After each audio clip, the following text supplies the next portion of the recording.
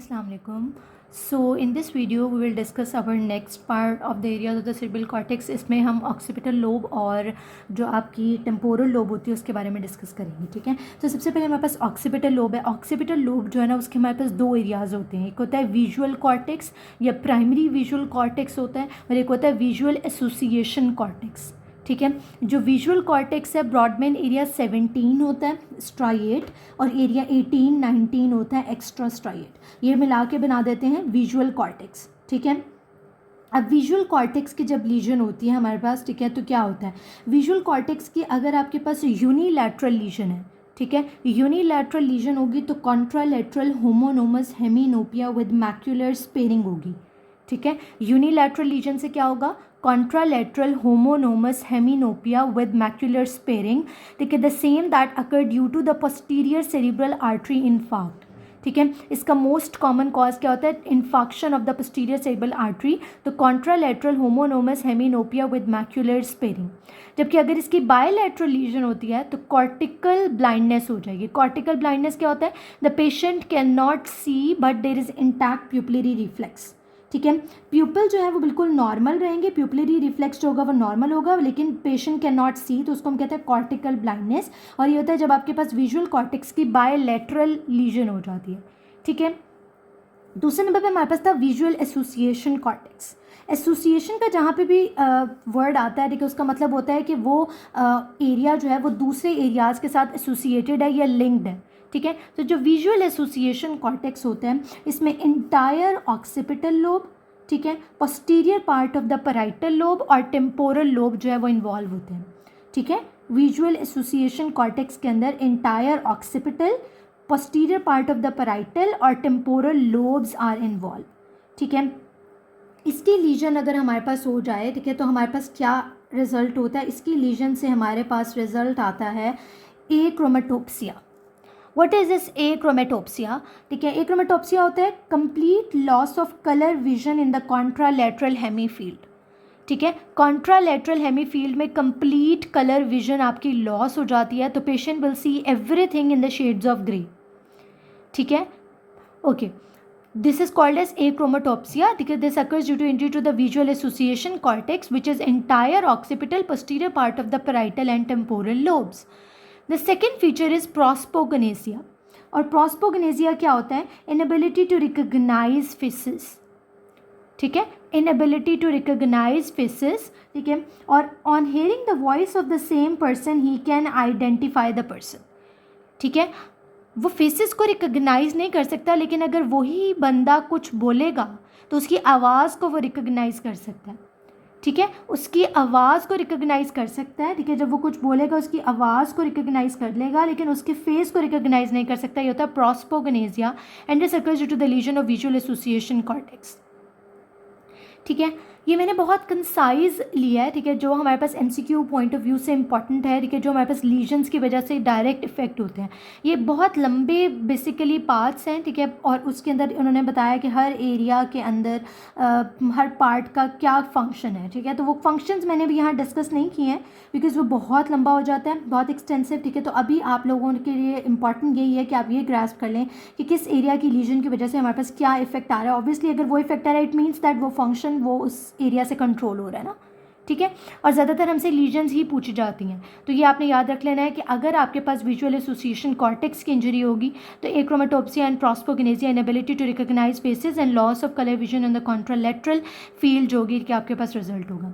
ठीक है. इसके अलावा हमारे पास एक वर्ड होता है प्योर वर्ड ब्लाइंडनेस. ठीक है. एक प्योर वर्ड ब्लाइंडनेस क्या होती है एलेक्सिया विदाउट एग्राफिया. एलेक्सिया क्या था इनएबिलिटी टू रीड. एग्राफिया क्या था एबिलिटी. एग्राफिया होता है इनएबिलिटी टू राइट. अब एलेक्सिया विदाउट एग्राफिया का मतलब है he is unable to read but he is able to write. अभी मैंने पीछे जब डिस्कस किया था तो मैंने आपको कहा था कि आपने ये कॉन्सेप्ट अच्छी तरह याद रख लेना है कि पैराइटल लोब की इंजरी में हमारे पास एलेक्सिया विद एग्राफिया हो रहा था. इनएबिलिटी टू रीड भी था, इनएबिलिटी टू राइट भी था. ठीक है. और वो कब हो रहा था जब एंगुलर गायरस एरिया 39 की इंजरी थी. लास्ट वीडियो आप दोबारा देख सकते हैं अगर आपने नहीं देखी. ठीक है. This is very important concept, इसको क्लियर कर लें. This is alexia without agraphia. इसमें क्या होता है प्योर वर्ड ब्लाइंडनेस होती है. Unable to read but able to write. ठीक है. ये होता है जब आपके पास ऑक्सीपिटल लोब की इंजरी होती है. ठीक है. ऑक्सीपिटल लोब का कॉन्सेप्ट क्लियर हुआ। हमने विजुअल कॉर्टेक्स की इंजरीज देखी, ठीक है, उसके रिजल्ट में कि अगर यूनिलैटरल इंजरी होगी तो क्या होगा, बायलैटरल होगी तो क्या होगा। हमने देखा विजुअल एसोसिएशन कॉर्टेक्स में कि अगर उसकी लीजन होती है तो एक्रोमेटोप्सी और प्रॉस्पोगनेसिया होगा।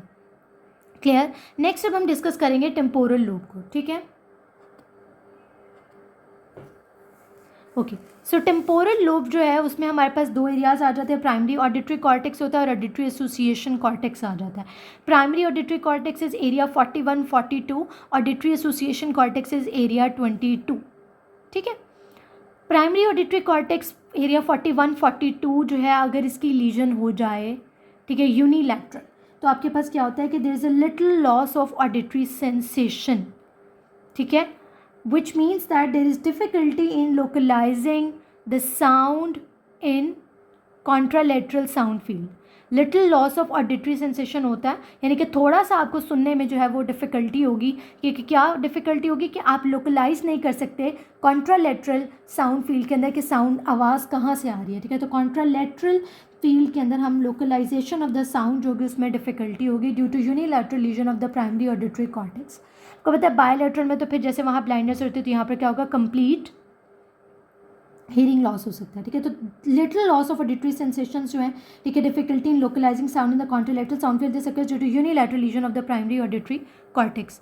Auditory association cortex, auditory association cortex is area 22, और आपको पता है अभी हमने बहुत डिटेल में एरिया 22 को डिस्कस किया है कि area 22 is a part of Wernicke's area, component of the Wernicke's area होता है इन द डोमिनेंट हेमिस्फेयर।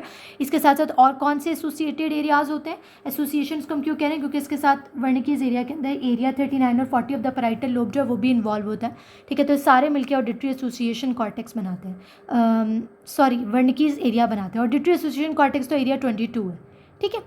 अब एक कॉन्सेप्ट आपके पास है विजुअल एगनेसिया, ठीक है, जो कि मैं भूल गई ऊपर आपको बताना। ये बेसिकली ऑक्सीपिटल लोब से ही हमारा रिलेटेड कॉन्सेप्ट है, ठीक है। विजुअल से वैसे भी विजन आपको पता है ऑक्सीपिटल लोब के ही फंक्शंस में आती है, ठीक है, तो उससे भी आपको क्लियर हो जाएगा, ठीक है, this is something related to occipital lobe, ठीक है। तो विजुअल एगनेसिया क्या होता है, inability to recognise visual pattern in the absence of the visual field deficit. Visual field का कोई डिफेक्ट नहीं है, लेकिन आप जो है वो रिकॉग्नाइज नहीं कर सक रहे, ठीक है, विजुअल पैटर्न्स को, यानी ऑब्जेक्ट्स को रिकॉग्नाइज नहीं कर पा रहे। फॉर एग्जांपल मैंने एक एग्जांपल यहाँ पर दिया है कि if a person with visual agnosia, उसको आप पेयर ऑफ ग्लासेस दिखाते हैं, ठीक है, तो वो उसको क्या डिस्क्राइब करेगा कि 2 सर्कल्स हैं, ठीक है, वो उसको कहेगा कि ये 2 सर्कल्स हैं और ये एक बार से आपस में कनेक्ट हुए हैं, ठीक है। तो वो इस तरह से डिस्क्राइब करेगा, मतलब वो विजुअल पैटर्न जो है उसका, ठीक है, ऑब्जेक्ट्स का प्रॉपर पैटर्न जो है वो उसको रिकॉग्नाइज नहीं कर सकेगा। This is called as visual agnosia. और ये क्यों होता है, ये होता है due to damage to the part of the temporal lobe, ठीक है, जो हमारे पास ऑक्सीपिटल विजुअल एसोसिएशन कॉर्टेक्स के अंदर part of the temporal lobe भी था ना, ठीक है। तो वो टेम्पोरल लोब का जो पार्ट होता है ना वो कोन स्ट्रीम के अंदर इन्वॉल्व होता है। अब ये बहुत डीप कॉन्सेप्ट है कोन स्ट्रीम और रॉड स्ट्रीम का। If you want me to clear this concept as well, ठीक है, मैं इसलिए ज़्यादा नहीं डिटेल में बता रही क्योंकि आप कंफ्यूज ना हो जाएं, ठीक है। तो आप बेसिक कॉन्सेप्ट्स पे रहें।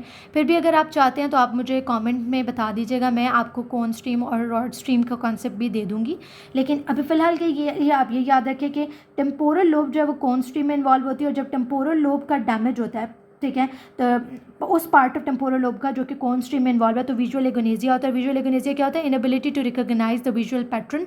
जैसे एग्जांपल मैंने आपको दी थी, इस तरह की कोई भी एग्जांपल के साथ आपको एमसीक्यू जो है वो आ सकता है। आई होप ये आपको क्लियर हो गया होगा कि टेम्पोरल लोब में क्या एरियाज आ जाते हैं, ऑक्सीपिटल लोब के क्या एरियाज आ जाते हैं। अगर इन एरिया से रिलेटेड कोई भी क्वेश्चन, कोई भी क्वेरी है, ठीक है, तो आप कॉमेंट में पूछ सकते हैं। काइंडली वीडियोज़ को ज़्यादा से ज़्यादा शेयर करें अपने फ्रेंड्स के साथ, और क्योंकि मैं मतलब बहुत ज़्यादा जो है डिवोशन से आपके लिए लेक्चर्स जो हैं वो प्रिपेयर करती हूँ, ठीक है। आई होप इसको आप लोग जो हैं वो आप लोगों को भी क्लियर होंगे कॉन्सेप्ट्स और आगे भी शेयर करेंगे। Thank you very much.